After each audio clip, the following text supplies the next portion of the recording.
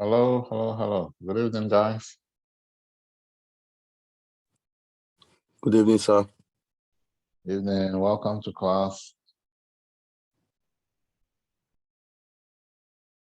Welcome to DevOps.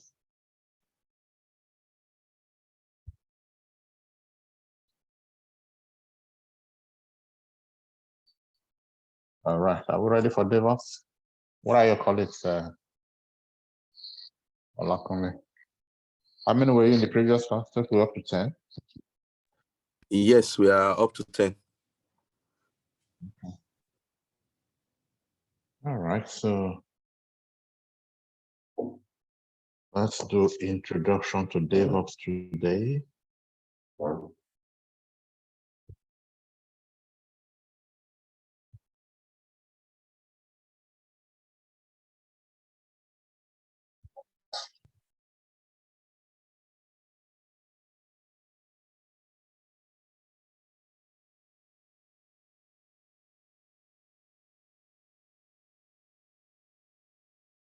All right, let's start.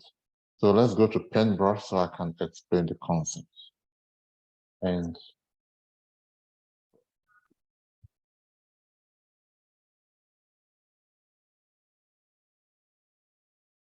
all right, so this course I call DevOps 1.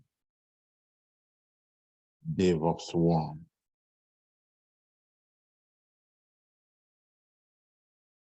In this DevOps 1, we'll be learning about continuous integration.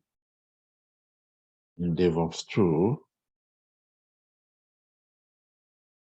we'll be learning about continuous deployment.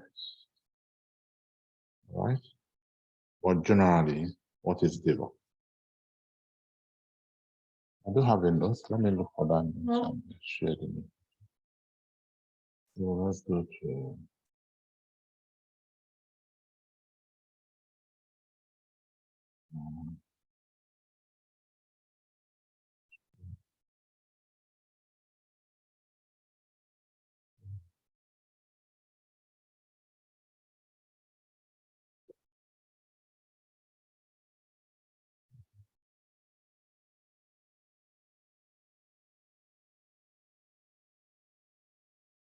okay.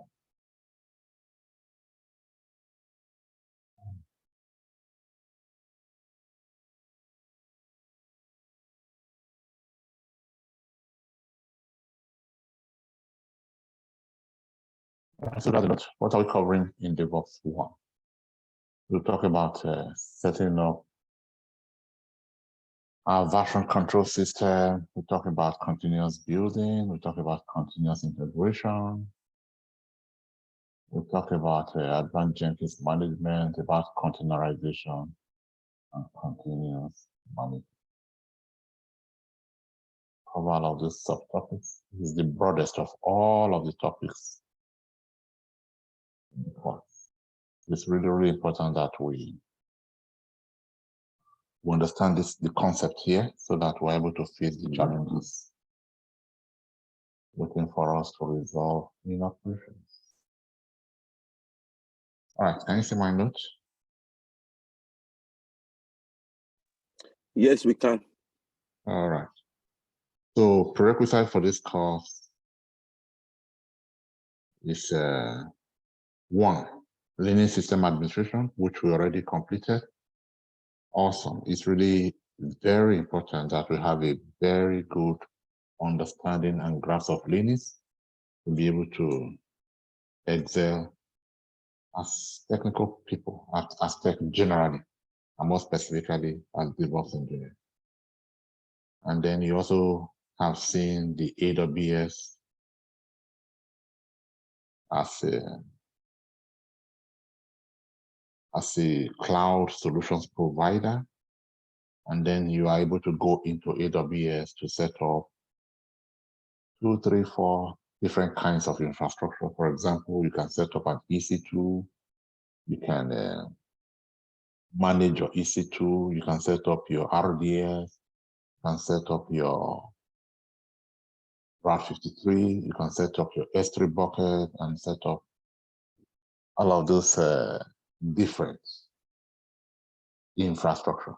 Ultimately, you are able to set up a VPC and put all of this infrastructure inside as your employer may desire. So you are now able to further secure your VPC so that it's actually your VPC. It's actually your virtual private cloud because of your ability to literally control everything, who comes in, who goes out, what server is in the private subnet, which is in the public subnet, where's the communication between private, all of that.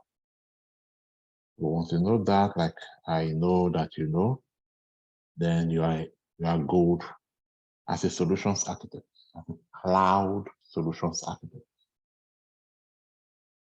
However, setting up things manually, in other words, you will need to go to the console here. This is the console AWS. You can come in here, go into your account using your mouse to click stuff around. Go into your account, go into your VPC, go to your cloud formation, go wherever you want to go. In this case, of course, the place everybody wants to come first is EC2. And then, so your ability to come in here, knowing what to do, knowing what service you need to set up to resolve a particular issue or to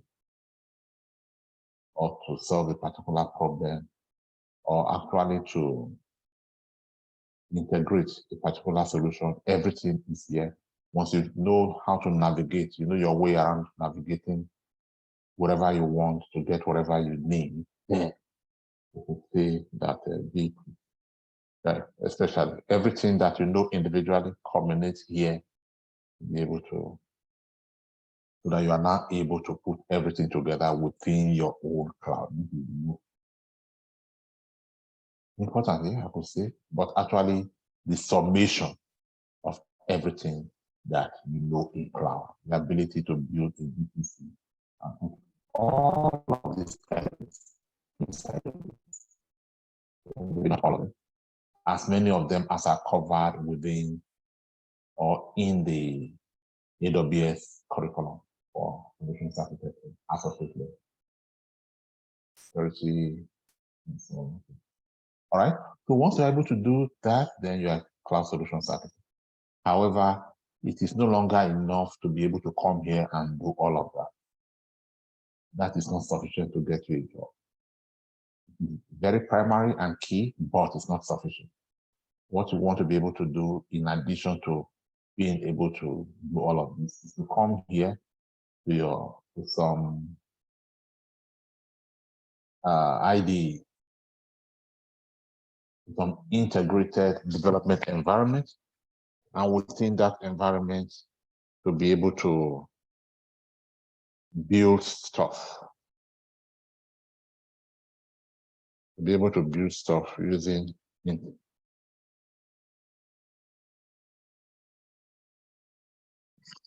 sorry about that. Using are you familiar with this environment? Visual Studio. Yes, cool. Yes, good. So to be able to build stuff here in cloud, in AWS cloud. However, not by coming here and clicking stuff, but by running codes here that will deploy, or more specifically, that will provision the infrastructure here. So that you do stuff here, and by the time you come here to see if what you commanded in quote there actually deployed here, you come here and you see, yes, it was actually deployed. Yes, yes. Whatever you asked to do there, it was actually done here. It's at this level that you now say, yes, I'm a cloud tech.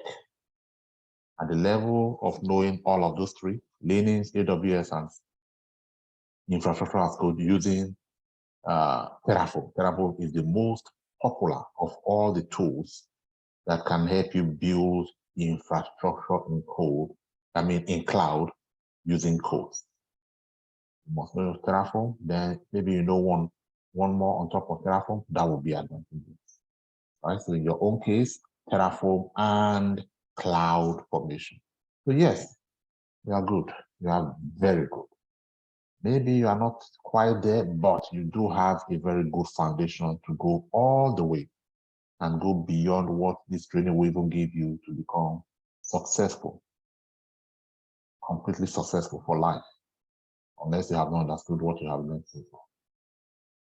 Next 4 years, 7 years, 15 years, you should be comfortable remaining in IT because of this very good foundation. No rush. You do everything step by step and you're understanding everything.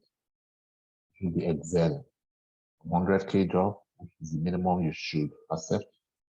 So after all of this training and after all of this hard work on your part, all the way to 250 to 350 to 400 and even combine it with job. Yes, that is the prerequisite. And it is on this prerequisite that we are building this next course, which is called, which I call, it's not like everybody calls it, DevOps1, and we're going to learn about continuous. All right, so I'm happy that you are familiar with all of this, and therefore you have passed this prerequisite. Now, the next thing after passing all of it, we'll be working from here mainly because your infrastructure as code has introduced you to this IDE. The meaning of IDE is integrated development environment, which means that the one force from which you complete and do all of your development, operations, all of your technical work. So we will not necessarily be jumping from here to PuTTY to mobile STEM to different places to get tools that will help us connect. As much as possible, we want to integrate all of our functions, all of our roles, all of our duties as a DevOps engineer on this particular platform. So as much as possible, we'll be using stuff from you. Okay. Now, what is the next thing that we are going to learn? What is this DevOps all about? So DevOps, this is what it is, very broad. And then we're going to learn many tools in order to be able to not just passing interviews should not be a problem for you, not just to be able to pass interviews, but to be able to retain the job after passing the interview. All right, so DevOps. Yeah. Let me follow the notes so that I can follow the time.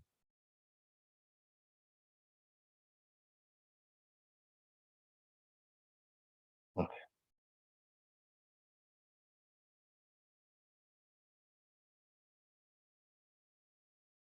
Now,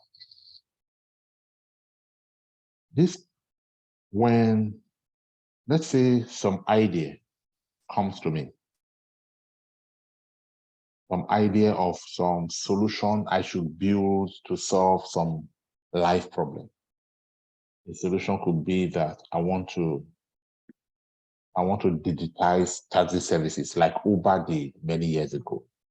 I want to digitize. Tunisia. Oh, Ghana only win the last game one. Yeah, only 4 points. Ghana.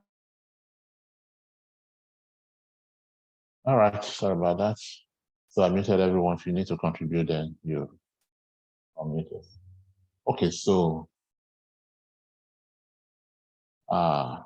we're talking about when the idea to set up something or a business solution comes, the first thing you want to do to get a solution out of that idea is to engage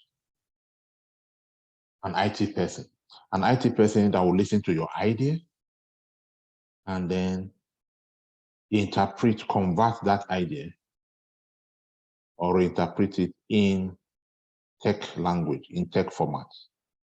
So you get your idea of what you want to do, but I'm a businessman. I'm not a technical person.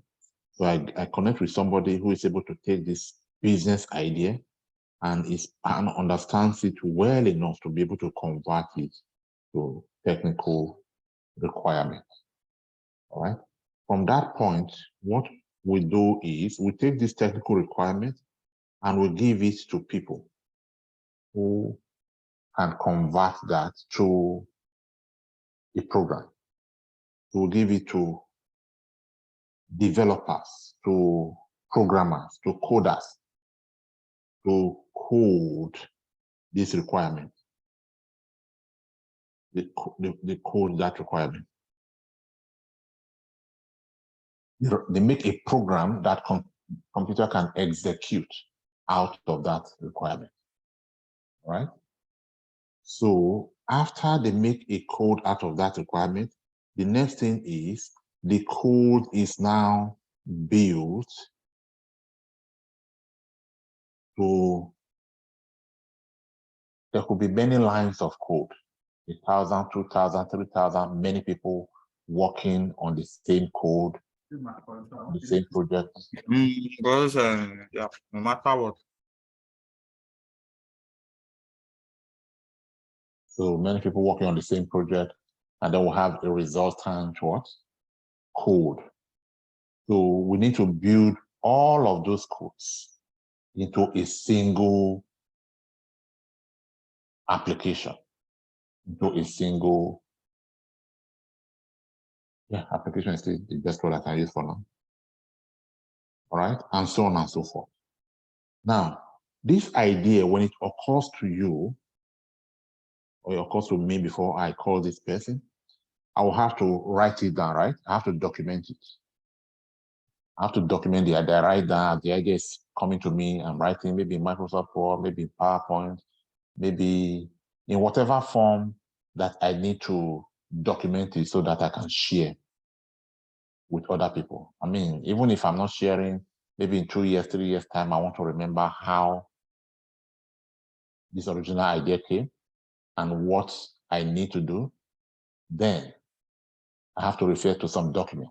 So that part of the idea coming and I writing it down so I can share with myself or share with other persons, that part is called the planning of the project. Plan.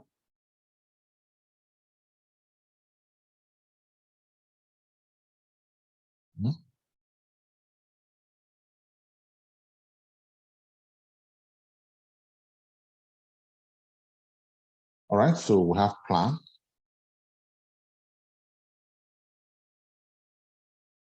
Now, usually it takes a business analyst to look at your plan, interview you, ask questions from you and other stakeholders of this proposed application to be able to convert that to, like I said, some language that technical people will understand.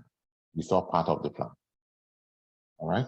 And then once technical people, IT persons, understand that, they now converted from plain English to technical languages and technical concepts that IT people can relate with, then they can now code it into what? A program. And then after they code into a program, and like I said, the coding is not just one person writing commands. The coding could be multiple programmers writing commands on the same project. For example, Uber as an application will have over 3,000 different programmers working for Uber. Some dating app will have over 10 programmers working for them. Google will have over 5,000 programmers working for their program, and so on and so forth. So all of the programmers, otherwise called developers, they are writing codes. Tesla has thousands of Indian young people writing codes. So they are writing different codes on this about the same program and contributing to the same code repository. So it is this contribution, the summation of this contribution that is now built You build all of those codes, then you now come out with a single file. Even though there are 50,000 lines of code here, you come out with a single file, a single file. All right. It is the conversion of these many lines of code to a single file that you can now deploy as your application. That is called the build. So when you are developing an application, there is the stage of planning, there is the stage of build. All right, you plan, no, before build, there is the stage of coding. So you plan, you code, all right? And then what other stage? After you code the application, there is the stage of you build it, you build the app, all right? And then after building, there is the stage of, let's say you build. After building, there is the stage of test. You test the resultant application. You run it to see, is it really doing what I intend for it to do? Is it meeting this business objective, this original idea? Is this result, the build application from the code, is it doing it? If it is not doing it, then what do? You go back to the planning, adjust the planning to what you want, and then from the planning, it goes back to the coding. And if it does not need to go back to planning, if the plan is already straight, you can from here you go back to the coding department. Tell the people who code, I wanted this to be red. Why are you putting it blue? I said, when customers are interested in this project, in this product, there should be something for them to click. From the testing, I don't see anything for them to click, correct it. So there is this feedback. It goes back to coding. And then after coding, another was correcting the anomaly. Then what do? Coding does not just go to computer. It has to be built. The code will have to be built again all over because the original code has changed, built into a new application. And then once again, you test the application. And then it's still not meeting your requirement, go back to them. And then it keeps going like that until it meets your requirement before you can now go further from there. Right? So these stages is part of the, together, all of these stages is what I call continuous integration. But I'll explain that for them. But for now, just know that the steps involved in creating an application, releasing it to the market before it becomes available on your mobile app, as your web app, so that the world can see it, the customers you build it for can use it.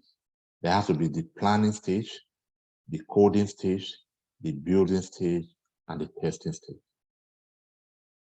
And it is such that there is always feedback to the level on top, so that in case it does not work the way you want it to work, you can always go back to the stage before it so that they correct it. So that's how we have going. Don't go through there. You come from there. For planning to coding, coding will report the codes for building. After building, you do the test. All right. Are you following so far?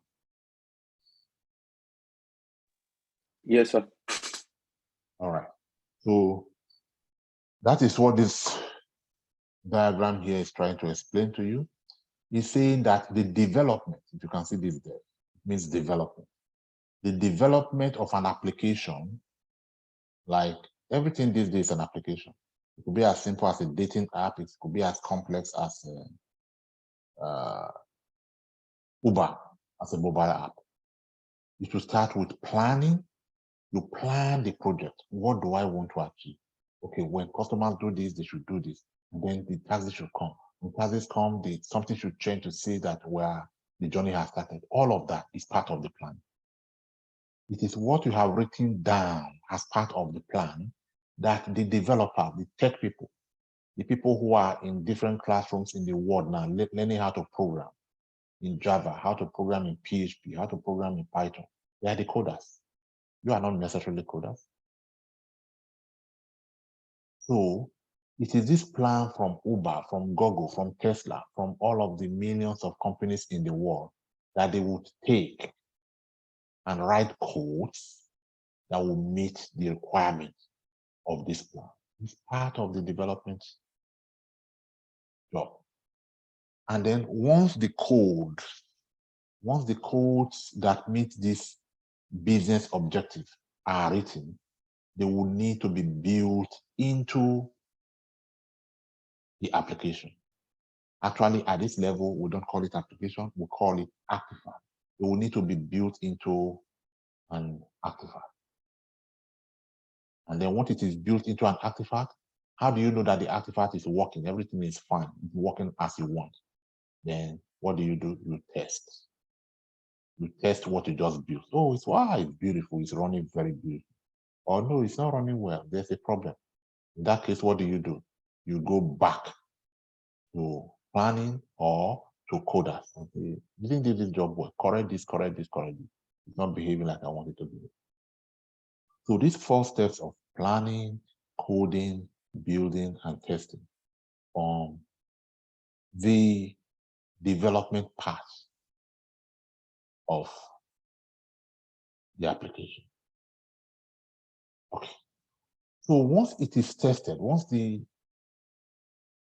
application is tested, even though we don't call it that now, that's what makes sense to you.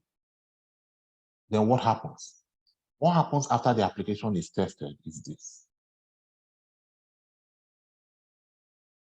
Once you work on one part of the, so you do your development here, and then your application is tested, and you pass it, it passed. Then what you want to do is you go into cloud.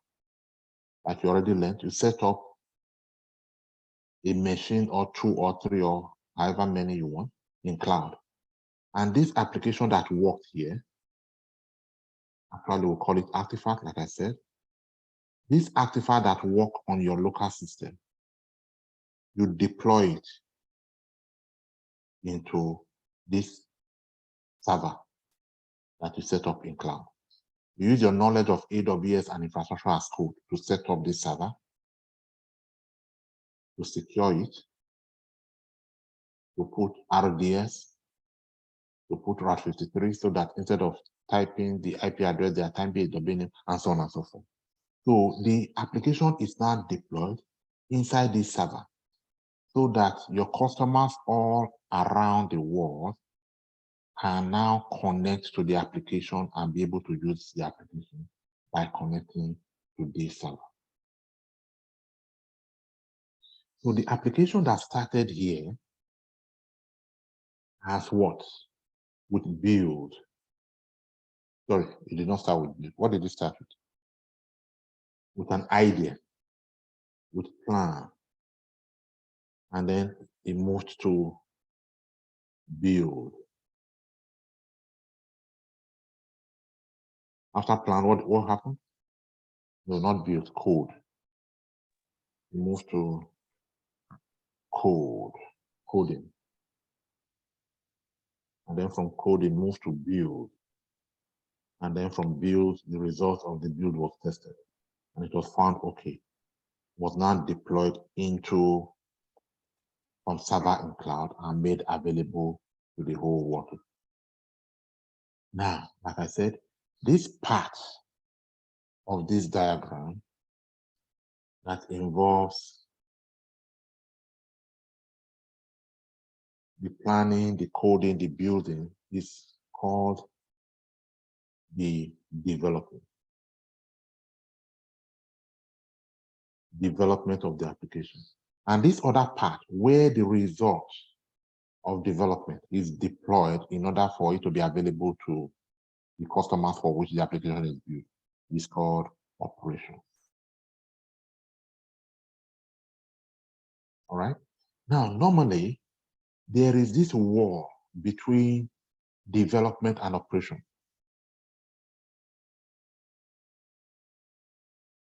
Now, what we don't want anymore is this war. We want to remove this war so that there is no need for an application to work on this side of the wall. And then when you deploy it to AWS, it will not work because AWS is a different environment from maybe Microsoft Azure or Google Cloud, where the application was tested and it was working fine. Or it's different from the laptop that this guy used to do the coding in India. So it worked well here and everything was fine on this part, but as soon as you deploy to production or operations, it did not behave well anymore. You don't want that. You see, that's one primary thing you want to eliminate. So you want to remove this wall so that whatever works here will work here automatically.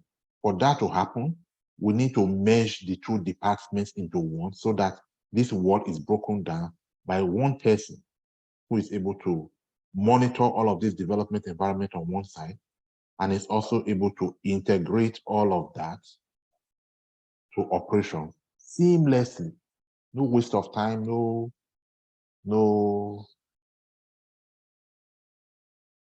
breaks. Everything is just seamless. It is this guy that is called DevOps. It's able to manage the development and the operations together to remove that wall. So this is what you are learning to become. You are not necessarily learning to become coders. Of course, you have already learned to deploy this infrastructure.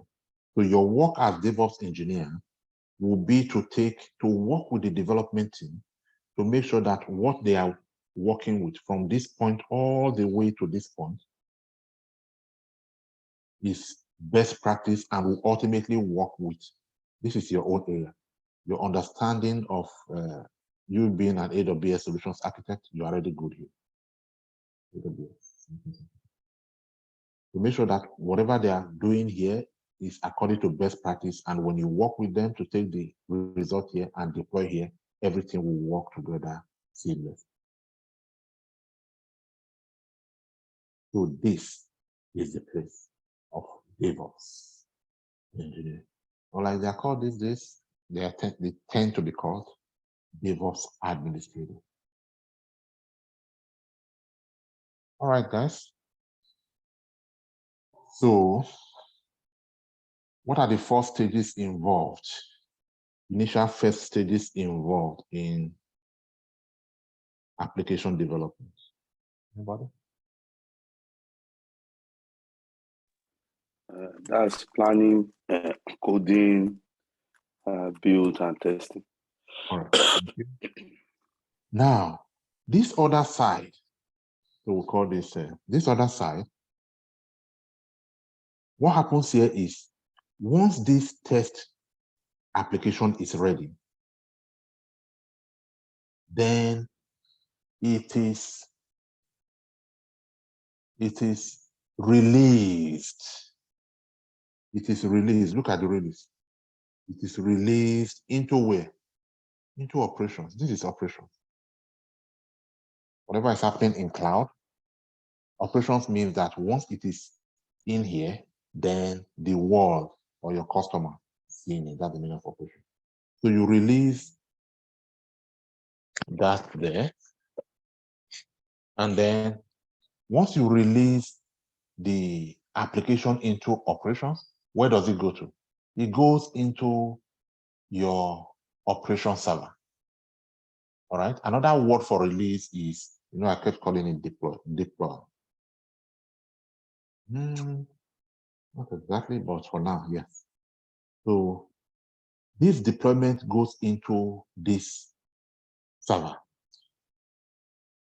And many times I've told you what that server is. And then while it is here, the operation is on. The customers are using the application. They are using the application and you are getting feedback. The customers will say, this thing is not working. I tried to do that, it didn't work. I tried to do this. Even though you tested, it doesn't mean that it is 100% guaranteed that you tested. You are not the customer. Customer experience is not exactly as the kind of, you may not be able to experience everything the customer would experience to say, yes, we have done all kinds of things.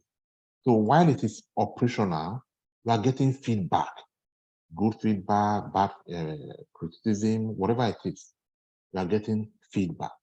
And all of this feedback is coming back to development and saying, something is not working like we want it to work, or something is working like we want it to work, but we want improvement. It comes back to usually to planning, to development. And even if everything was working fine as far as the eye can see, there is also the technical part as to how much resources is the server using, right? So there is the monitoring part of operations that will monitor the application to see whether it is consuming too much resources. So all of that feedback comes back to development, all right? So that is the meaning of this sign here, that after you release, it goes into deployment, and then the whole world is now able to operate it, to access your application. 1 million, 2 million, 3 million people are using your application. And while that is going on, your application is being monitored, usually by third-party application. And then all of the happenings here are reported back to development. And it goes through the stage, the feedback, whether through by human beings or by machine monitoring or by applications, goes back to planning. We did not expect that 1 million people will use this application. We planned it for 300,000 people. Now that 1 million people are using it, we're having this challenge and this challenge. How do we rectify it? All of that is part of plan. And then the code, the technical people, the coder, the programmer say, oh, yes, well, instead of 4 gig there, we're going to increase it to 16 gig. Instead of this, we're going to do this. Instead of, they just, they put it in the program, not necessarily provisioning. And then it goes, whatever is coded needs to be built. Otherwise, it's not useful. And then once it is built, it needs to be tested before it is now released to operation. Once it is deployed to operation, it is operated, it is monitored. So it keeps on. Do you know this sign? This sign means infinity. It keeps going like that. It never stops. It never stops. It keeps going. So development and operations will just keep. In fact, they work so seamlessly together that you don't even know the difference anymore. They become like one, right? So the other 4 steps that happens in operations will be this part in green: the release, the deploy, the operate, and the monitor of the application. And then all of that feedback is used to plan another round of tasks that would improve on the previous version. Then it goes on. So this is the life cycle of DevOps. So the other stages will be release, deploy, operate, and monitor. So all of these first stages happens in development, and this one happens in operation. So generally, this part that happens in operation, technically in DevOps, we call it continuous deployment. And this part that happens in development, we call it continuous integration. So in DevOps, we are going to learn how to complete continuous integration stroke continuous deployment. All of this we are going to learn. Yes, did you get that?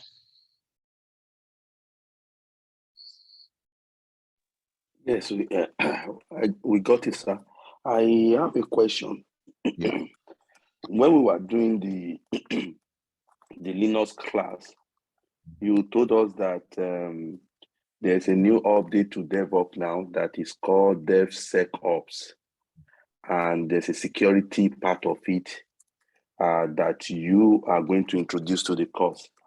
So my first question is that, are you going to introduce the security part to these last 2 stages of the course? And another thing is that, where does the security part fit into all this scenario? Okay. Okay, good question. No, I'm not ready with the details of the security that I want to introduce. We will not be ready till maybe February next year. There. All right, so it's part of continuous improvement on my courses, and even after the security, there will still be things that I will still keep introducing in the future. No, that is not ready now. As for where is the security introduced in all of these stages? Security by itself is not just one. Okay, so the way this thing used to be done is like this. So after testing, then what? You release. And then that leads to deploy. And then that leads to operate. And then that leads to feedback, which is monitoring. So what used to happen was, it happens now, it's just, they are just trying to change it. Just before deployment here, just before here, the security team will be waiting here, just before this application goes live. And then they will do this coder have done his work, this builder has done the work, the tester, software testers have done their work. Even you, as the solutions architect, this is where your real work is as solutions architect. You have done your work. So the security guys will be waiting here to secure the application, use all of their knowledge of security to secure the application finally before it is now deployed into production. All right? This is what used to be. So it is changing. What they are changing now is that they are no longer, they don't want to keep this security here anymore. In fact, they don't want to have a different security department. So what they want to do is to eliminate the security and scatter, divide the work of the security in between all of the steps. So at the planning stage, there'll be a little of security. At the coding stage, coders will learn a little bit of security as it, in fact, they will learn security as it relates to their job functions. Build will integrate security. Testers would integrate security. So all of these steps now have security integrated in their job role, so that there is no need for one-stop security, but now distributed amongst all the that's where it is. So it is when you approach DevOps in this new way that is tending to overtake this older way. This is phasing out now. It's not like when we say we're introducing new technology, it's not like they just give one day and say, by the 15th of December, that old technology must no. It's just that. It's more like foreseeing the future and preparing for the future. Yeah. So yeah, this is the place of security in all of it. So it means that if we were doing DevSecOps, instead of the regular job of the code person, we are going to take another 1 or 2 topics that relates to security around coding. Instead of the regular build, we are going to take 1 or 2 topics that relates to security around building. But the truth is, all of these steps are not implemented manually. Everything is automation. In fact, another word for CI/CD is automation. So in one word, where the tool that we use for coding will now integrate security as part of it. And because the tool has now integrated security and we use the tool, we need to know how to use the security part of the tool. That's the ultimate need. The tool that we use for building will now integrate security as part of it. And because it now has a part of it that is security, we as builders, we need to learn how to invoke that security part. The tool that we use for testing, Selenium, for example, will now have a security part. How do we use it so that we now have a more secured application? And so on and so forth. Every tool would now have a security part integrated to it. So our own work is to look for that security part of the tool and utilize it so that whatever comes out at this other end is now more secure than it used to when there was no security part, or when the security part was there or we were not using it.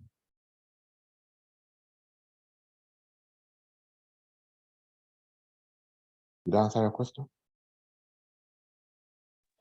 Yes, sir, it does. I have further questions. Since you said that the security part will not be ready until February, do you have any structure in place that you reach out to your students? No, I don't a have. student What I'm working? asking you now is DevOps. I don't have Yes, I know. DevSecOps. I know. So what I'm trying to say is that when you have latest development in the industry, like the SEC coming up maybe next year, you know, or upper year, do you have any structure in place to contact maybe your students, your ex-students for continuous development in the field that you can? I'll still be in the market. The advert will still be there, but more Okay. importantly, you are going to be part by my students who complete the entire training will be part of an alumni association. Okay. And through that alumni association, you will not you will not only be in contact with me, you more importantly actually be in a position to network with your colleagues.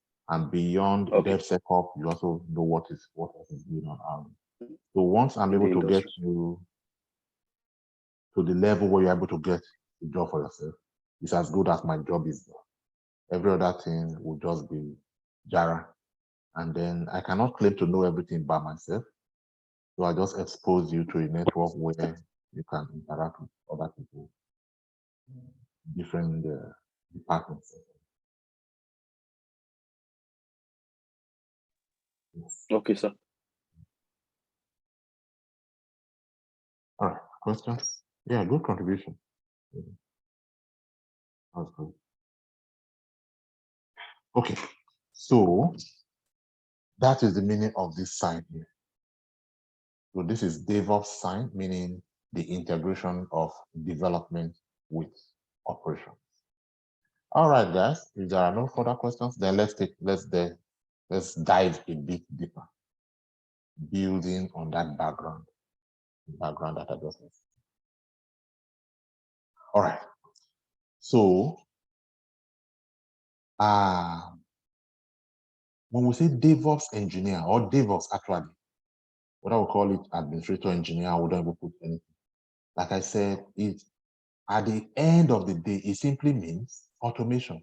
In other words, what is DevOps looking for? DevOps is looking for when a code changes because of a change in plan by the board of directors, by the whoever is in the position of responsibility, changes plan.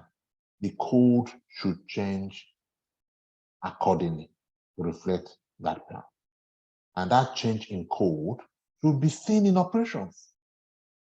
What is the use changing code?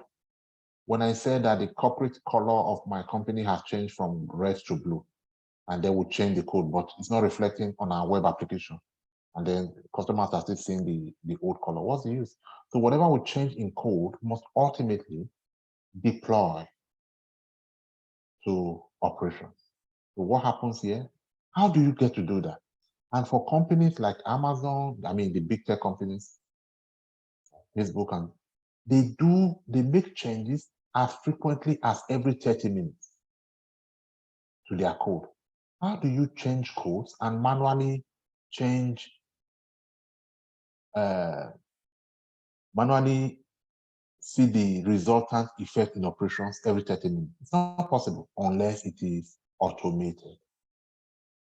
Unless it is automated.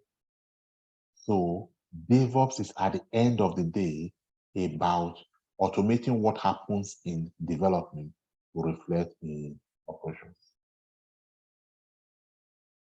So to do that, the entire process is divided into two. The process in black is continuous integration. The ones in green is continuous deployment. Sometimes continuous delivery. All right. Now, in order to make this automation possible, there are different tools that we use at the different stages, and then we integrate all of them together so that all this job that is appearing, wow, how does one man learn all of this and do all of this? Will now become simpler by the process of automation. All right. So for the play,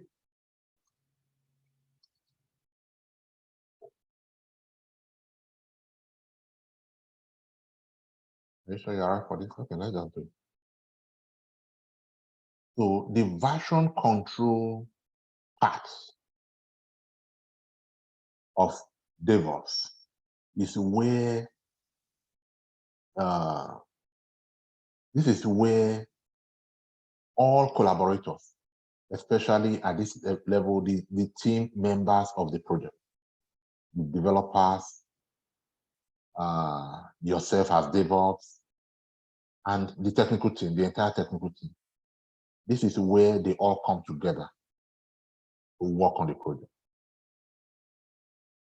The tool that we use to collaborate so that we are all working on the same project and then we all see what we are doing.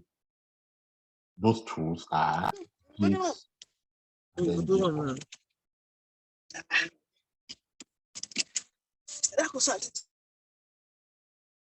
those tools are GitHub. There are other tools like Bitbucket, GitLab, S3 Bucket, and so on and so forth. But we are going to learn the ones in green. So we'll be learning Git and GitHub as collaborating tools for development, the ones in green. And then for build, once the code is ready and we want to build the code, what tool are we using? There are many possible tools, but we're using the tool called Maven to build our code. So we're going to learn Maven.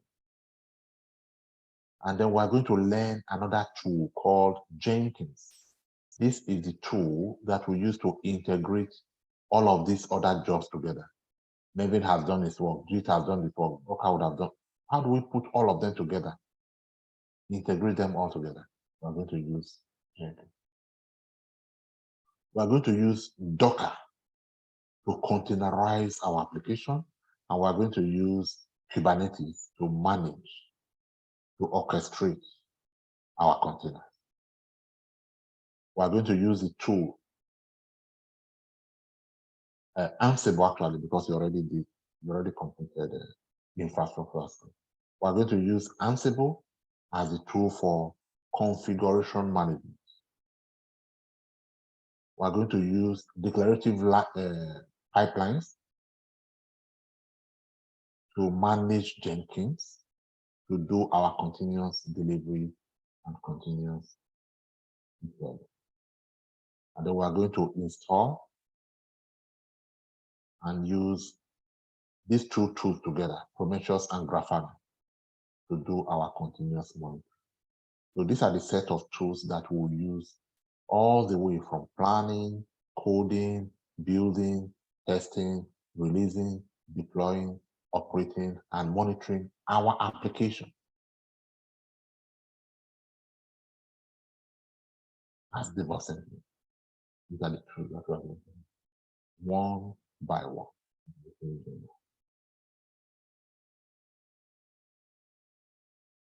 Was that confusing? Did you get that? Did you get the place of these tools on this diagram? Yes, sir. Okay. Are you the only one in class? That was Olakunle, right? Yes, sir. We are 7. We are 6 in class, sir. So I don't hear the other people. We are here, sir. Okay, but are you following, guys? Yes, sir. Oh, okay. Okay. Okay, so let's go there. DevOps is not the same thing as software development. DevOps is not the same thing as software development lifecycle. I will explain that. DevOps is different. However, for example, look at the steps involved in software development lifecycle. When you are designing a software, the lifecycle, if you are not using the DevOps methodology to deploy it, it's planning, requirement analysis, like I mentioned earlier on. So we don't really need So planning, requirement analysis, design, implementation and coding, testing, deployment, maintenance. They look very, very alike, but they are not exactly the same thing. Look at this testing. Anyway, for now, you are going to see it later. But for now, just note that when we say DevOps and we say software development lifecycle, they are very similar, but they are not the same. I'll show you maybe later. All right, guys, let's start. Lecture 1. All of that was preamble. Now, Lecture 1. What is DevOps? What is DevOps? This is what I'll show you that they are not. Okay, let's explain what DevOps is. Even though you already have an idea from all of the explanations. So, I'll delete all. Okay, now delete. Somebody was saying don't escape. I'll just so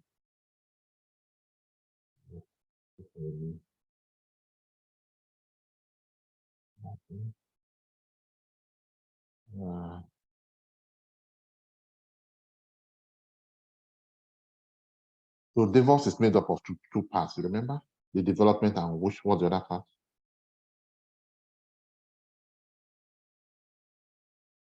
The operation. The operation, thank you. Now, the development, in development, let's look at development, just development. In development, when coders, or as they are better called, developers, are working, they may work with the software development life cycle only for development. Now, usually this software, especially these days, what we have in mind when we talk about software is basically an application, mobile application, web application. The common methodology for software application, the concepts that is adapted or adopted, for software application are generally one of two or a combination of the two, right? So we have the agile methodology, and then before agile, there was waterfall. No big deal. What it just means is that in waterfall methodology of software development, we plan the whole software, agree on all of the terms, and then we go take 2 months, 1 year, 2 years out, and phase the development of the software. And once the software is ready, we release it as a whole piece. But in agile methodology, we don't even know where the software is going. We just believe that the future is, as we make progress, we use existing technology and feedback from operations to improve on the existing version, and then that will give us a sense of direction. So even though the intention is to build a software like that, we're actually building the software in modules, in iteration. So we build the first part, we test it, it works fine. Then we build another part, another module on top of the first one. We put it on the first one, it works fine. We build another part, we put it on the third one, it works fine. I will say, oh, this software is working fine, it's ready to go to the market now. But it's not where we want it, definitely. But so far, it is good enough to be released to operation. So we release it. And then while in operations, feedbacks keep coming, and then we use the feedback to improve on it. And then 3 years later, we are now here on the software. Instead of waiting for the software to complete before we release it, like we would do if we're using the waterfall model, we are building the software module by module, piece, iteration by iteration, and then building on top of the old one and releasing, just like that. So that in 2 years, in 5 years' time, this software has improved to become that. Whereas for this one, even in 7 years' time, it will be completed once and it will be completed once. Just release it. I usually would liken this to you build a house, a 5-bedroom or something, and it's perfect, it's beautiful, and then you release, you roof, you complete it, and then you release it and you start to live it. That is the waterfall concept. Unlike you have this land, you have this infrastructure, and you decide, well, I'm not married, it's just me. You build one room. You build one room. 2 years, 2 months later, you decide, okay, I need a kitchen. You build a kitchen and attach it to the one room. And then later you build a garage, attach it to the one room. And then you feel, well, I'm married now, I need more space. You build one more room, and then you just keep expanding your acre. In fact, there is even no acre because the land is unlimited. You just keep expanding until this one room becomes a whole town of houses.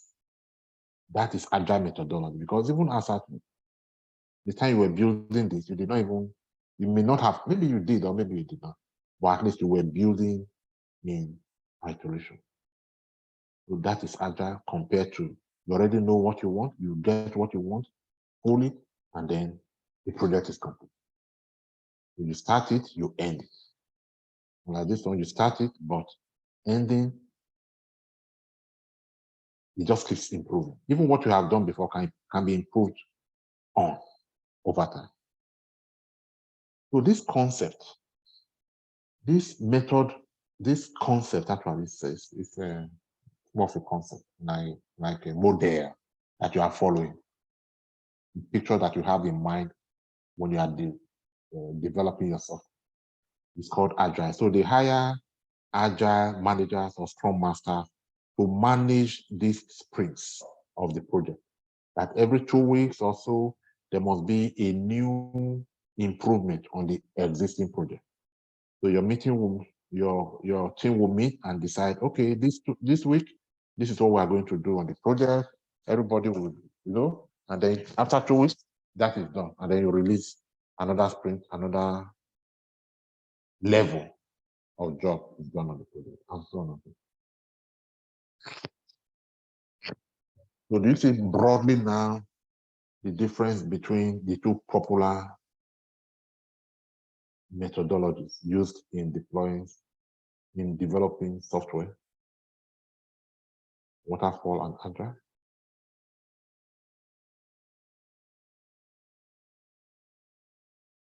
Agile methodology, that's the most popular. Of course, somewhere in the background, there's still waterfall. Agile is what you see. All right, so all of this part is, everything we have discussed now is only about the software development. What about operation? Operation is not included here. We're not talking about operations here at all. Now, let us talk about operations. After you build this software, you still need to deploy it to operations. Every time you build something, you add something to it, you do a new deployment to operation. If it's not in operation, then it would not be seen by your customer. You deploy it to your operation. Operations will usually be on server and cloud. All right? So how do you now deploy an application that you have built using the agile methodology to cloud?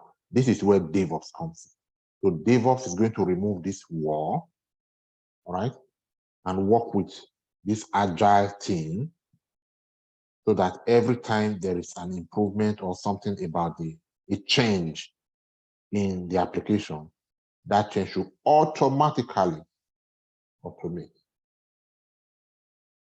deployment to production, to operations. So this is where DevOps, that's how we normally see in the job description for DevOps, they mention that you should know agile methodology. It's not really for you to know, it's just that you'll be working with agile team. And this is what they expect you to know.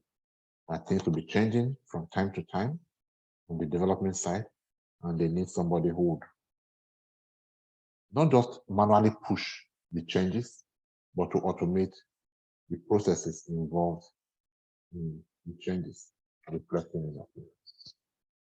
All right, guys, did you get that?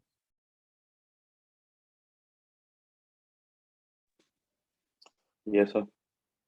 Okay. All right. So if we go back to the note now,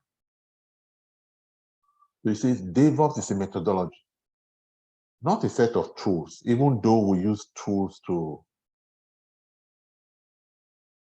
reach that methodology. Not a set of tools. It's just best practices for delivering application in production at very high velocity. High velocity means at high speed, such that as soon as it is achieved in development, you should reflect.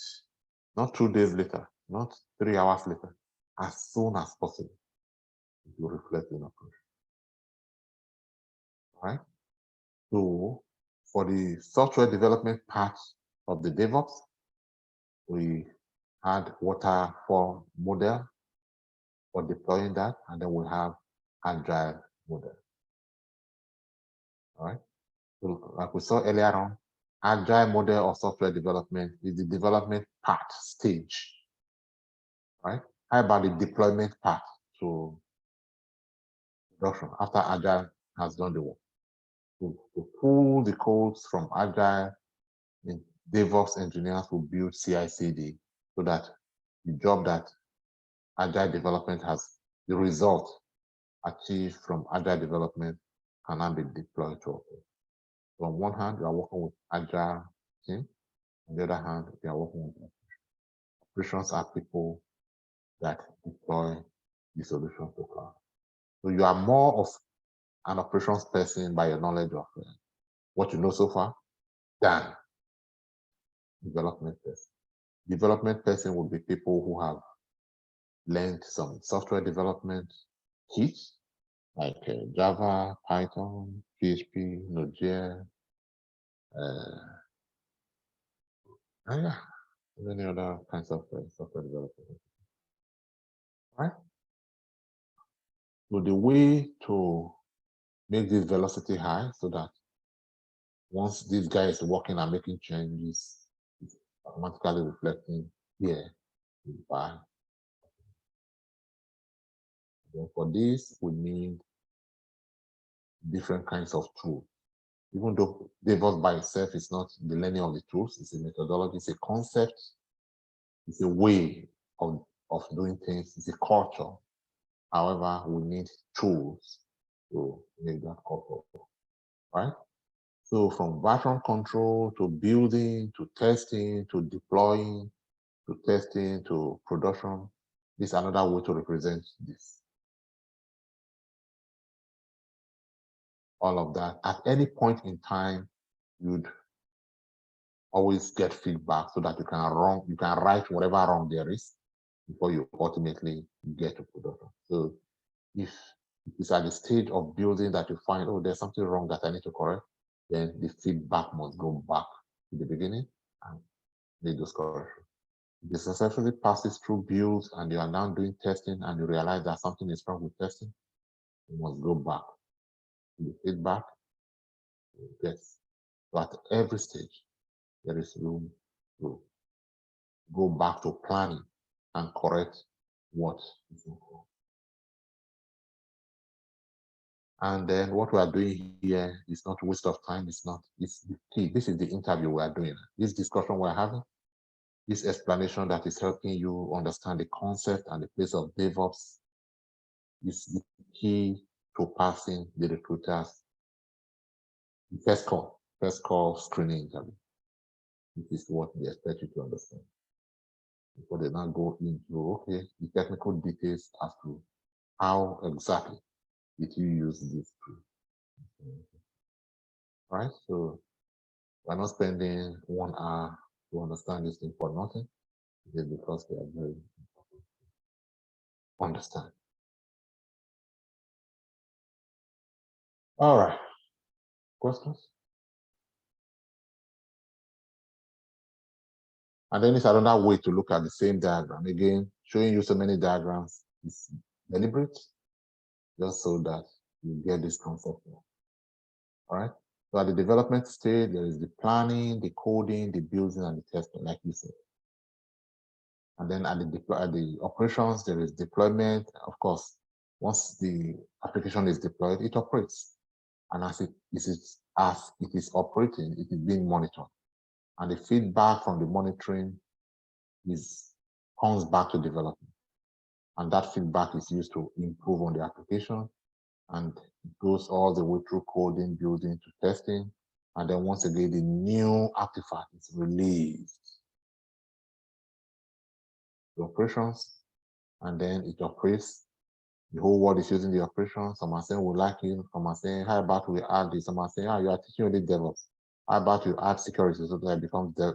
Then I go back to the planning, change my manual, go and do more study, do some research, test and test and test, and make sure that whatever I'm giving to you, coming back to class to give to you, is working, because people are going to throw questions and I should be able to answer all of them.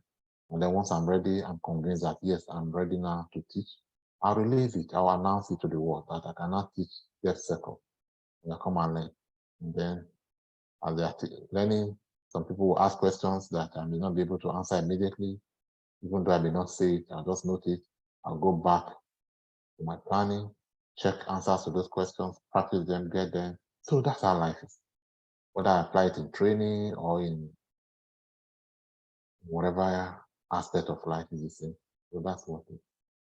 And then there is this tool in the middle that is able to integrate the two parts together, right? This is what we talk about Jenkins. I'm going to learn Jenkins to do this. You mentioned Jenkins. Right, so aside Jenkins, for continuous development, we are going to learn the appropriate tools. For continuous testing, we are going to use the appropriate tool. For continuous deployment, all of the tools, we will learn them. And then as we learn them, we are going to be carrying out projects here and there, almost on the daily basis. In every class, there will be one article or tool to reflect your knowledge, to establish that you do not only know it, you have actually used it and therefore claim.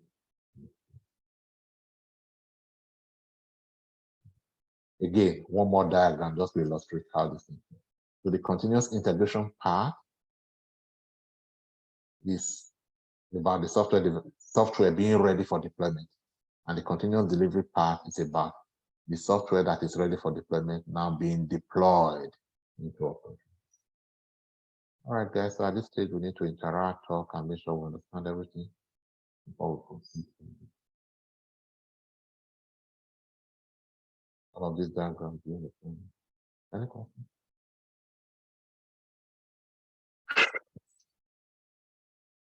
Questions? If you want, you can take a break. I mean, a few minutes break. Take a break, not soon. Otherwise, you don't feel like we can continue. And then once we get all of this concept right and nobody has questions, we'll now start practical. But practical is not likely to be. We just want to focus today on understanding the concept. And maybe start a GitHub account today as well. Maybe you can. But it just depends on how you're able to convince me that you're following what I'm saying.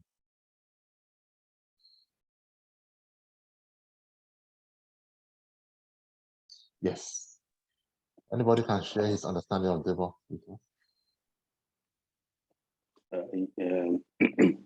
Yes, from what you have explained to us, you made us know that DevOps is continuous integration between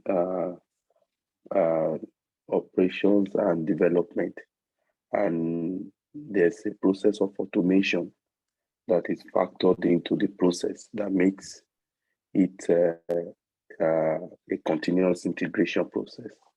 And this automation aspect is the main job of DevOps engineers, to ensure that whatever is being developed on continuous development is being deployed continuously and reflecting in operation. And you have made us to see the stages in development and the stages in operation. I start with planning, coding, build and testing, which is the development part. Then when we move to operation part, we have the release, deploy, the operate and monitor, and there's also feedback.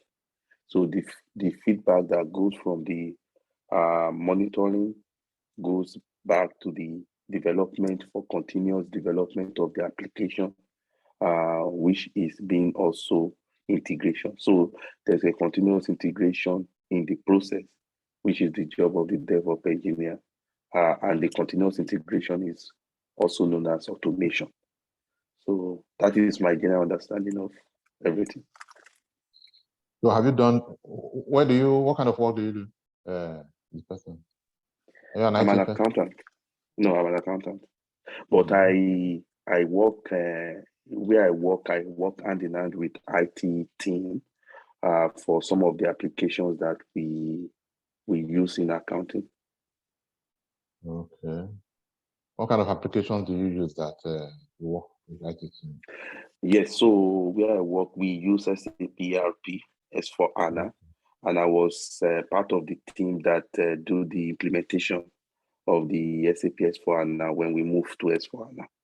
Then there are some additional applications like CapEx management, OpEx management that we develop in-house. So I work hand in hand with the IT team. Also, we have some shutdown applications that we also develop for the shutdown and monitoring of the plant, which I also spearheaded and work with the IT teams through the process. So I understand the testing, the planning, going back to the planning and testing again and deploying. Wow. Are you an SAP person? Are you certified in any of them? I'm a chartered accountant. I'm also a certified, certified information system auditor. Okay. Also, I'm a certified fraud examiner. Where are you? Sir, what did you say, sir? Where in the US are you? I'm in Texas. I'm in Houston, to be precise. Okay. Okay. Yeah, you do have a good understanding of this from your explanation. That's good. Beautiful. So you already have a relevant experience. All right. So any other person to help us? Let's see from how you understand it, so that we don't assume you all know it like on. Just take, you don't have to really, the aspect that you understand, just help us. Just tell us you understand.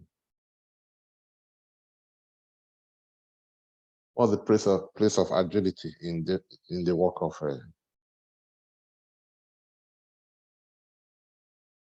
not in the work in DevOps generally? We talk about software development lifecycle, and we mentioned waterfall and agile models. What's their places in DevOps? Anybody? Apart from Malcolm?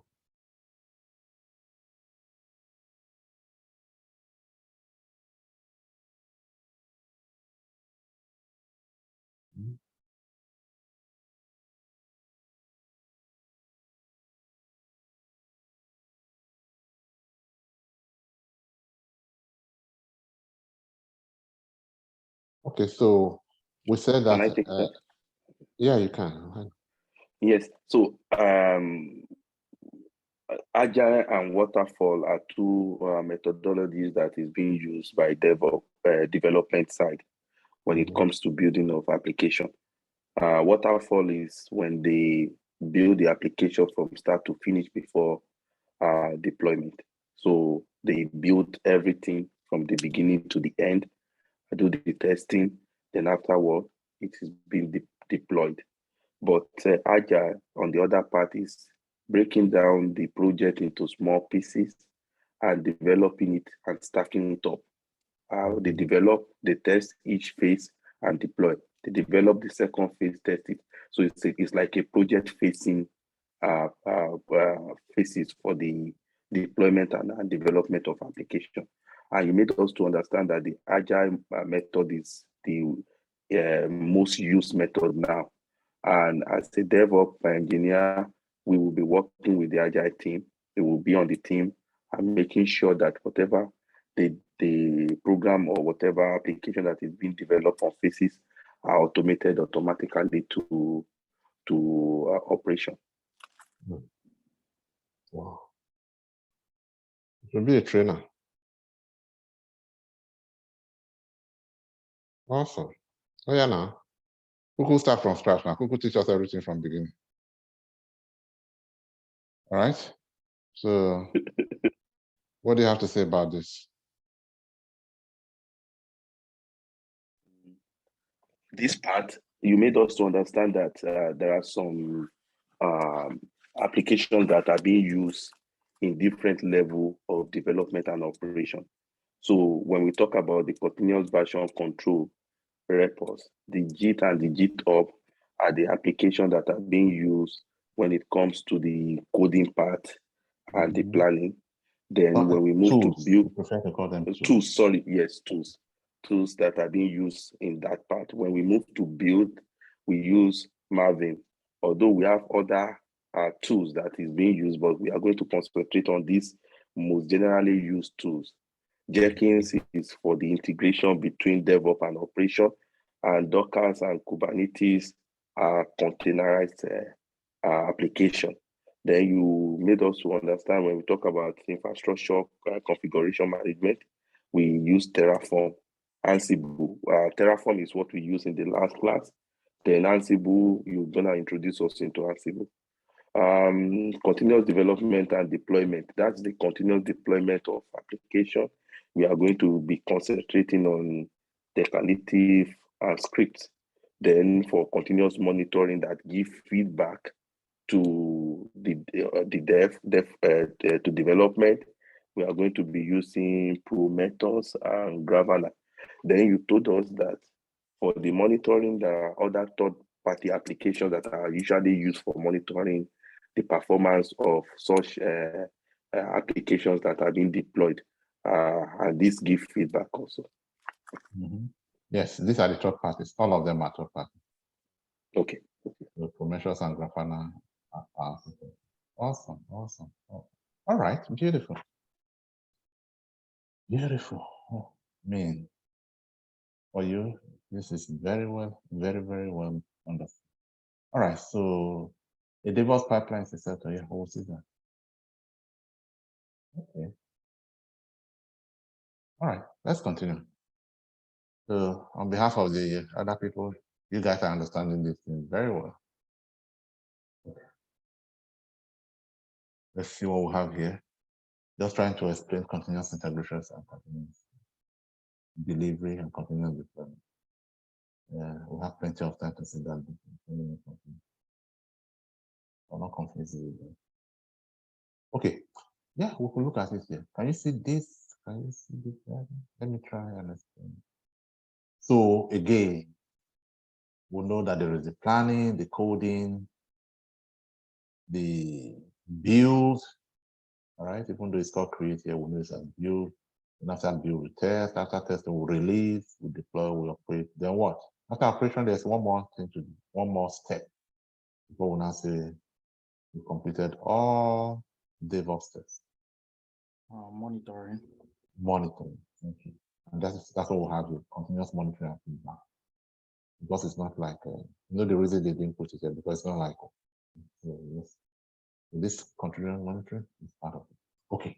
So when you have an automation in place, like Olakunle explained to us, that integrates the CI part, the development part of the project, completely and wholly with the operations part of the project. In other words, look at it, all the way from planning to operations and even monitoring, everything is automated. You say you have complete DevOps. That's what we'll be showing you, we'll be teaching you. That is all the steps, all the stages in DevOps complete. However, in some cases, you may have not all stages complete, but all the way from planning to deployment to operation, that may be automated. We call that part of the automation where continuous monitoring and feedback is not included in the automation, but stops at. Once you deploy to operations, you are great, you are done. We call that continuous deployment. But there's also another part.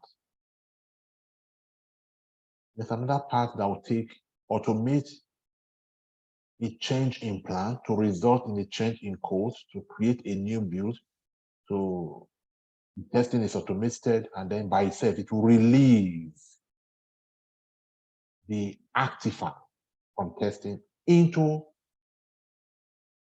your machine in cloud, your production server,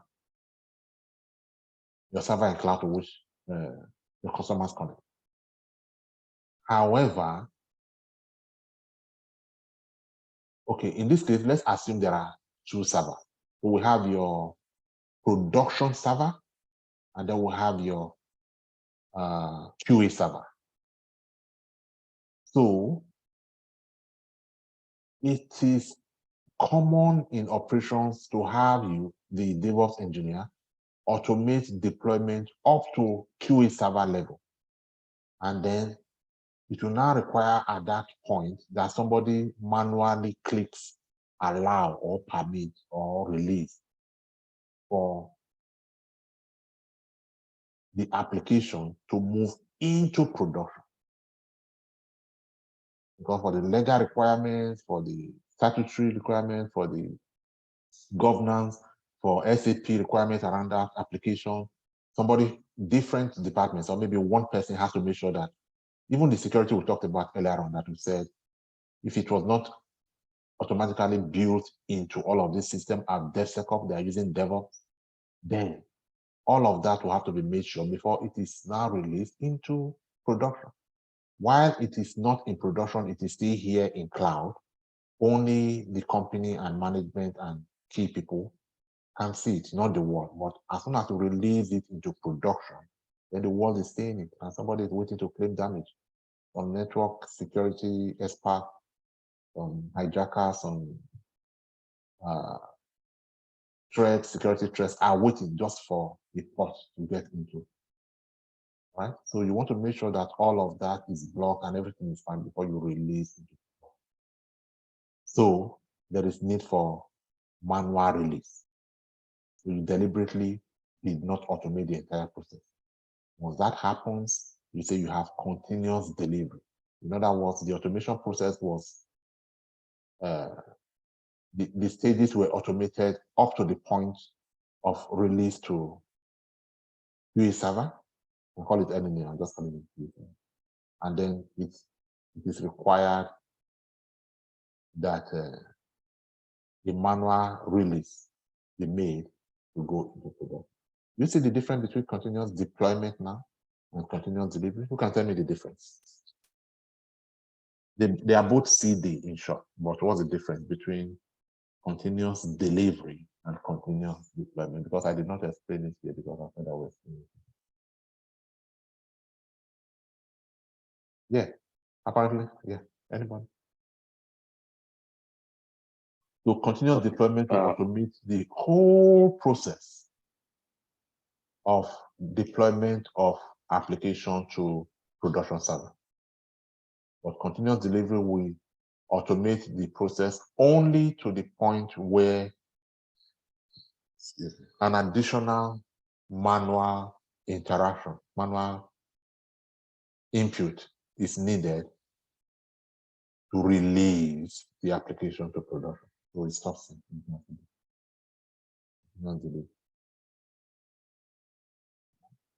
So continuous deployment is full automation. Continuous delivery is not full automation. Manual intervention. And it's not because you don't know the technology to do so. It's just because the company policy says that the CTO must view every product, every release, and authorize it. Okay. Of course, what about continuous integration? Like, again, like the last person explained to us, that all of the processes involved in the development part up to the tests. Actually, this was an interview question, up to the test stage. From planning to coding to building to testing, the automation of all of those processes, so that just one click will result in all of that, all of those stages being accomplished. That is continuous integration. What's the place of what's agile development? What's all of that?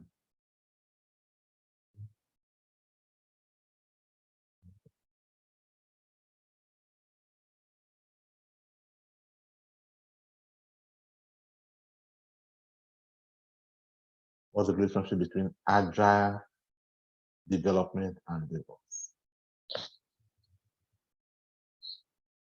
What do they have in common? I mean, what do they have together?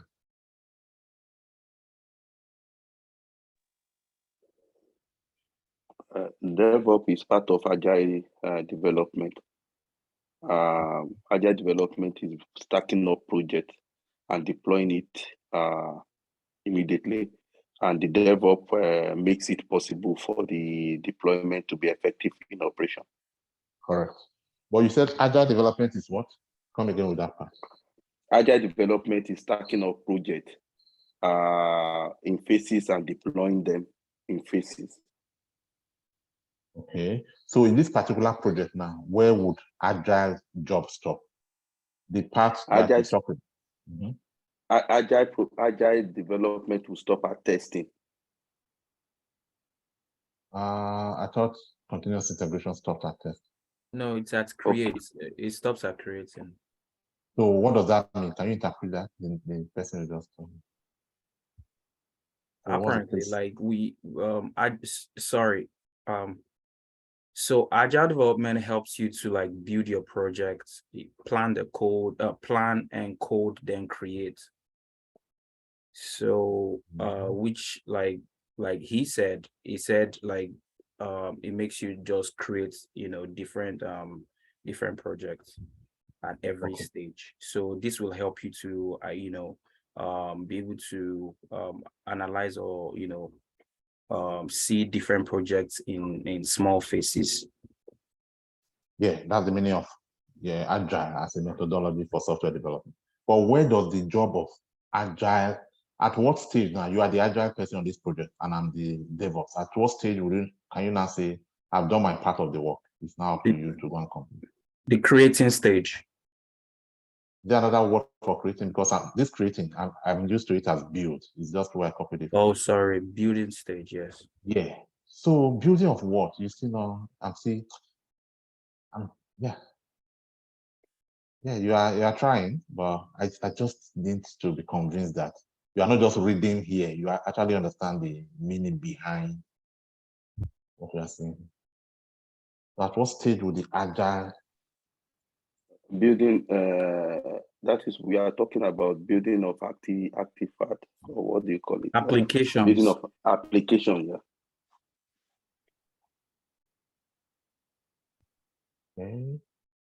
Okay. Yeah, I guess you said it, yeah. So basically, we are saying that the software development phase, once the software development phase is done, the agile person has completed his work. He has no business with this other part that has to do with releasing into operation, deploying money. When the software development part is done, then the agile guy has done it. Yeah, that's what you were saying actually, but it's just that I wanted you to, I mean, both of you. And then you're saying that when do we know that the software development part of the, no, I don't like to use project because it gives the impression that it has a stop and a start and finish. But this is infinity. We just keep coming and going and repeating it. All right. But at what stage, at which of these 1, 2, 3, 4 stages do we know that the software development has completed successfully? The next person should go and take over from you when it has been successfully built, when the code has been successfully built. That is when you know. So that's why this one stops here at create. once we have the planning, we meet, we deliberate, and we decide what we are doing, who is doing what. Everybody goes back to their table, they write the codes, the DevOps guy coordinates them, and then we build. We use Maven to build the code, and the code comes out successfully. We do all the testing. The code is successfully built. Then the agile part of the DevOps job. Next stage will be testing, release. Yeah, beautiful. You do have a good understanding.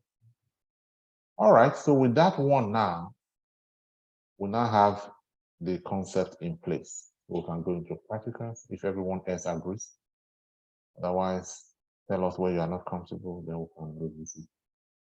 And then we'll have a commit, build, test, stage. Yeah, this is another way to.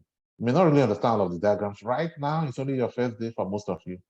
Your first day in DevOps class. So yeah, you may not really understand them, but it's okay. By the time we're looking at the third, fourth, or maybe looking at the diagrams once again at the end of this month, it will make more sense. But the time being, I can help you understand them more and more. Yeah, let's get input for the rest of you. I would know whether to re-explain everything or whether to. Personally, I feel that it would be too early to just jump into practical. I should just let you assimilate this whole noise about DevOps. What's it about? And at the end of this DevOps class, what am I expected to be able to do? Yes.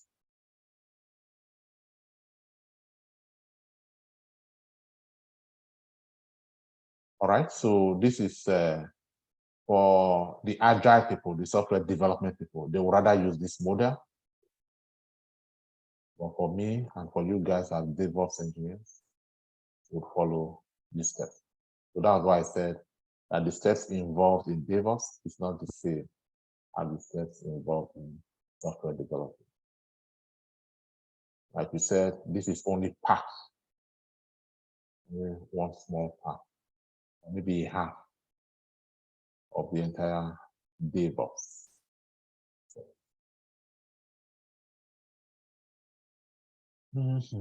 Okay, what helps us with automation in DevOps? Because we kept talking about automation. So how do we automate in DevOps? Even though we have not done it from what theory so far.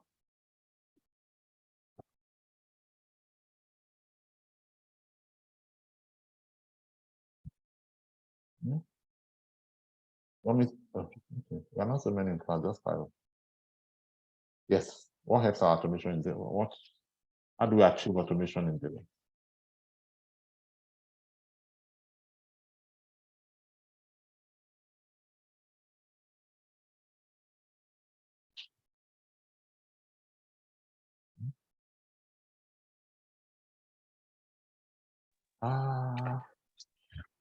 If DevOps, where's there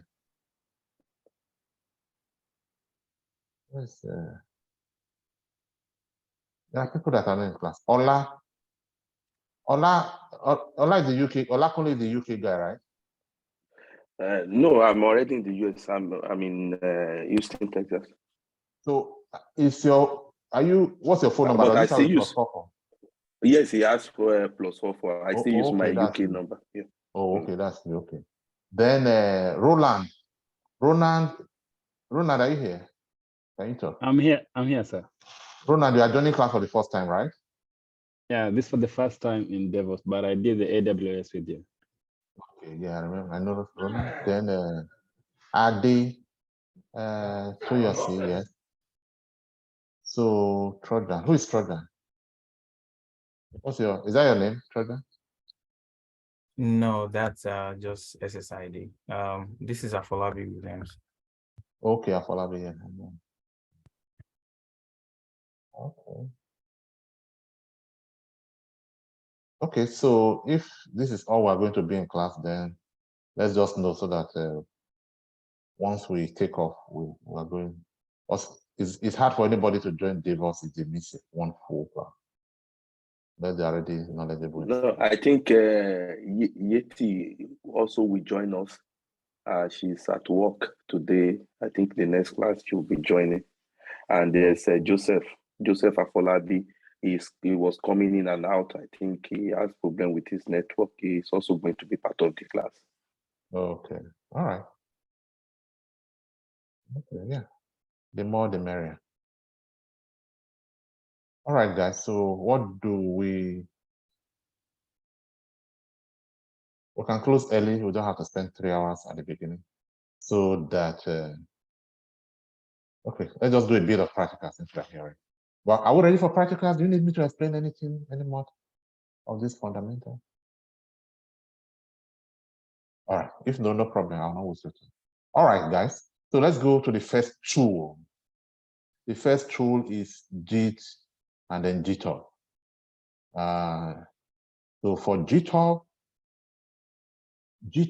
is a repository. Repository means the place where we keep something. Have you done repository in your previous classes? Anything? Anyway, in this case, we are going to be writing codes for this new company that just hired us. So there is the DevOps guy, you, and there are coders. There are developers that you are working with, maybe 10, 15 of them. Everybody will be writing codes. So where is this central place that will be saving codes to? Where is this central place so that the code is not really readily available to all? So that is why we're going to learn GitHub. We've used Bitbucket in previous classes, but I'm back to GitHub. We could do Bitbucket. All of these are repositories. Repositories for codes. If you will set up your own S3 bucket, I have a trainee who set up S3 bucket as a repository for our company. I was asking, why are you setting up S3 bucket? Why don't you do this? He said, of course, it's a big company. They don't use public places for their repositories when they can afford to set up their own S3 bucket and make it a repository so that all of their collaborators, all of their staff that are coding can push their codes there. It is from here now that you will pull the code and build the code. Right? So to get to GitHub, we'll go to we're not even going to cloud. Go to AWS Cloud. Go to GitHub, github.com. All right, guys. So this is the place. This is what you see, github.com. So can we sign up together? If you don't already have a GitHub account, and you are your system, can you sign up? When you come here, you click sign up. And then sorry, sir, can we open another one if we already have one, or we can yeah, that the one you have should do. Unless you are using it for official business, then you may want to create one for you. Okay.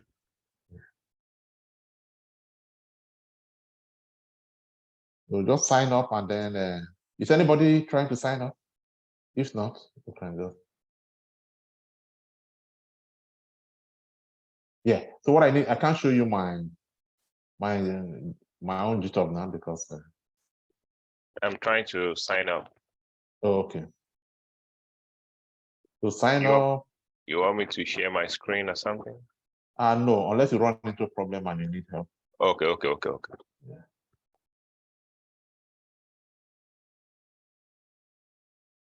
Just try and sign up because we all need GitHub account to be able to pull codes, push codes. But without GitHub, we can't do anything. I mean, without some code repository. But we're choosing GitHub as our code repository.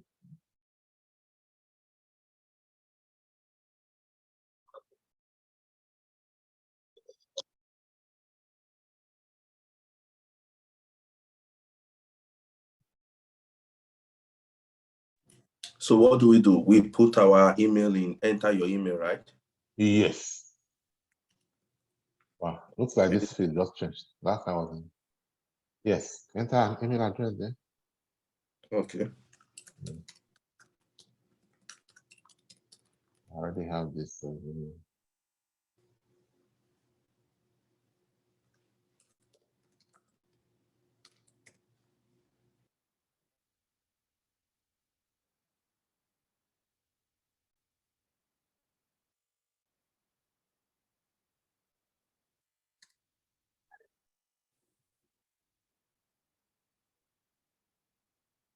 So, and then you take continue. Mine is not letting me because I already used it.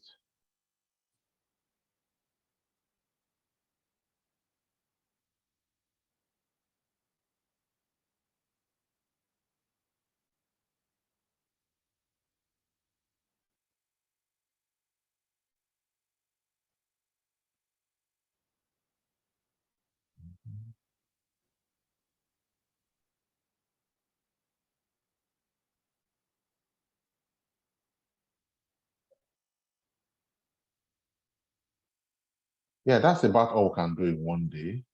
Just create your account. And then once everybody's in class and we know who has paid and who is not paid, I'd love to connect you with the repositories that we're using for practicals. And then I'll help you clone them so that you have them as your you have them in your own repo as well as part of the codes that you use to do the practicals and build the projects that you'll be keeping forever. Sorry, when I created the account, it's asking how many team member will you be working with? Yeah, just transparent. And it's asking, you are you a alone student or teacher? just those two. Yes. What else? I can skip it though. How many people did you say you were working with? No, I skip. Okay, if you can skip, then skip. Yes. Oh, okay. Okay.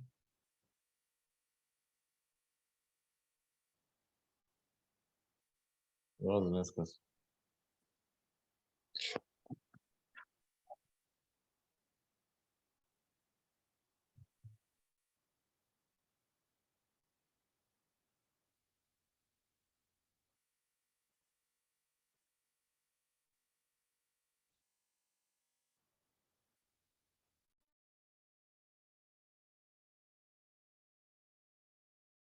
What stage are you at now?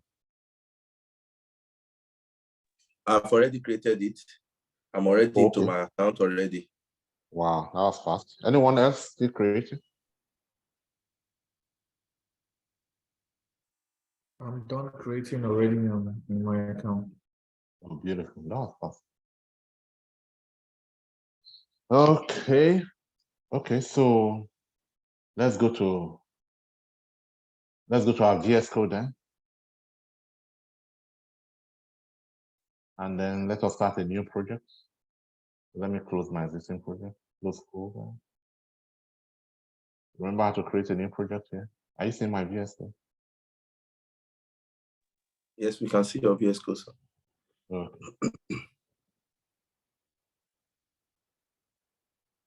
All right, so for new project, let's just go create let me go to DevOps, mini projects. Let me go to, where are the projects here?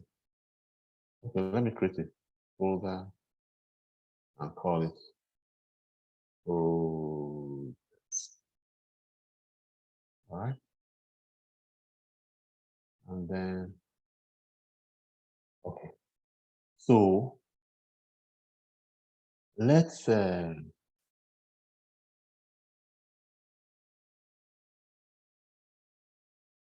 okay, don't worry about it. So I have projects. Let's connect to that project. We'll come here, file, and then we'll say open folder.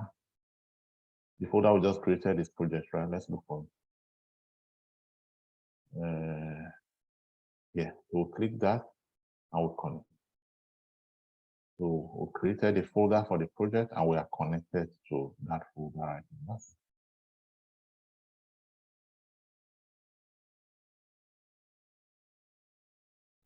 And we all do that. It's easier to create it in Windows and then you can connect it with your VS. By the way, you know that VS Code is a Windows application. That's why we're able to use mouse. However, on top of this Windows application, we can run Ubuntu. Ubuntu, we can run the Linux operating system. That's why I called WSL. All right. So once you are in your server, once you are there, once you are in your folder, then you go to terminal, and then we say new terminal.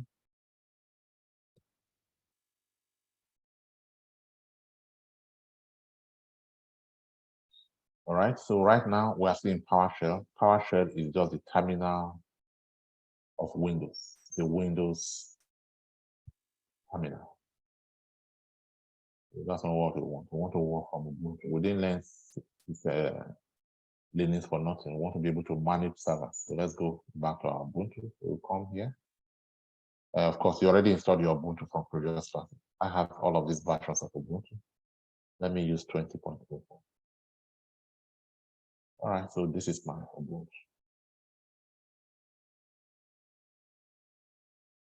All right. So the first thing I want to do is install JIT. I want to install JIT here as a tool that I can use to manage, JIT.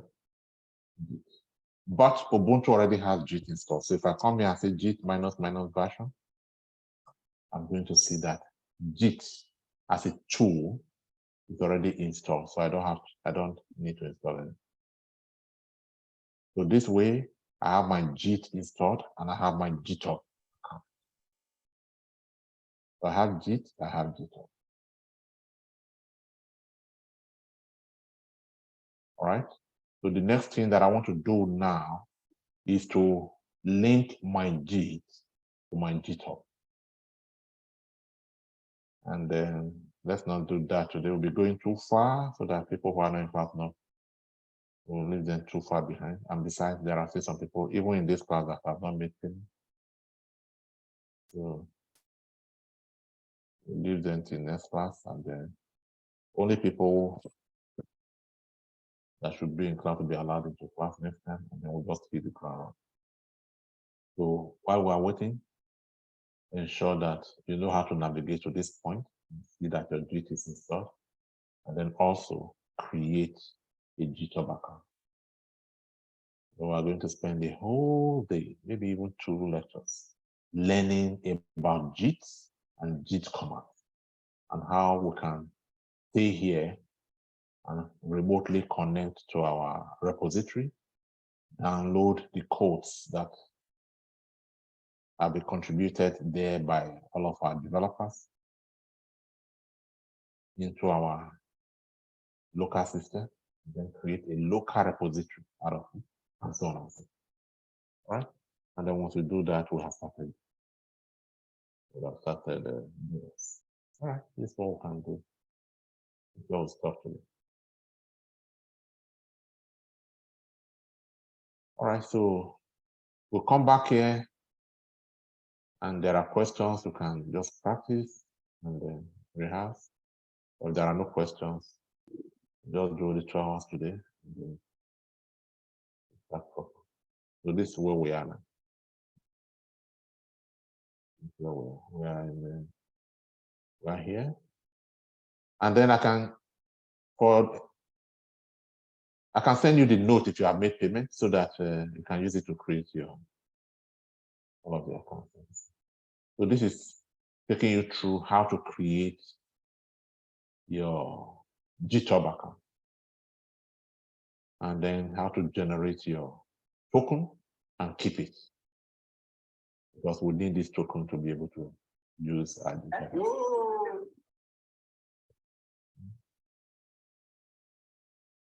All right, guys, that's what we'll start today. There are many things we learned with JIT. Can you see 3 pages of JIT command? And then once we are done with JIT and everything is good, because these are the tools that you need to troubleshoot when you run into a problem. From there, we'll move to Maven. So Maven is the simplest of them all. After we're done with Maven, we move to Jenkins.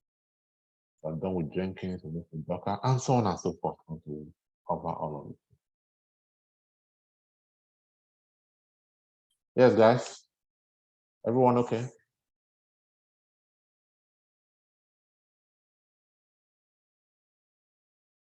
Yeah. Yes, sir. Yes, I guess. Yeah, observing, you are watching your matches on one hand, right? Okay, no problem. Yeah, nah. All right, so apparently that's what we'll start with. Was it worth it? I mean, did you learn something today? Yes, we did. We learned a lot. Awesome. Yeah. So like I said, you need to really be able to talk at the level that Kunde is talking today, or not Kunde, sorry, so that you are not sure that at least you are able to pass the first stage. Ultimately, you will, but you can go over the video one more time at least. Listen to the terminologies as we use them and be able to use them. Okay. Anyone who hears you will say, you know what, I'll arrange the interview for you. Any recruiter who hears all of that will be interested. Okay. Right? Then by the time we are midway through this course, you realize that it's a big deal. For the time being, when are we meeting again? Today is Thursday. We are meeting again next week, Tuesday, on the 6th. On the 6th. Same time on the 6th. And then there should be a class monitor to basically a timekeeper. Normally, when I'm carried away with practicals, I don't remember break time. So somebody should always halt. Maybe if you want, you can take 2 breaks every time, maybe at the top of every hour. We have Kunle. Don't trust Kunle. Kunle will be contributing so much that he will not even remember break. Anyway, so yeah, as you want it, just maybe 1 break of 10 minutes or 2 breaks of 5 minutes on Tuesday. Okay. And then I'll send the manuals to people who have paid so that you can start doing preliminary work on them. And then the group is still there. We'll wait till Tuesday next week. Just before we go into class Tuesday next week, we'll remove people who should not be in that group. So I expect that to be fewer. But it's okay. We'll still deliver the best. So Okay. let your colleagues know. Thank you so much, guys. So we'll see you on Tuesday. Thank you so much, sir. Yeah. Bye, everyone. Thank you, sir. Bye. Bye. Thank you, sir. Bye. Bye-bye, sir. Bye.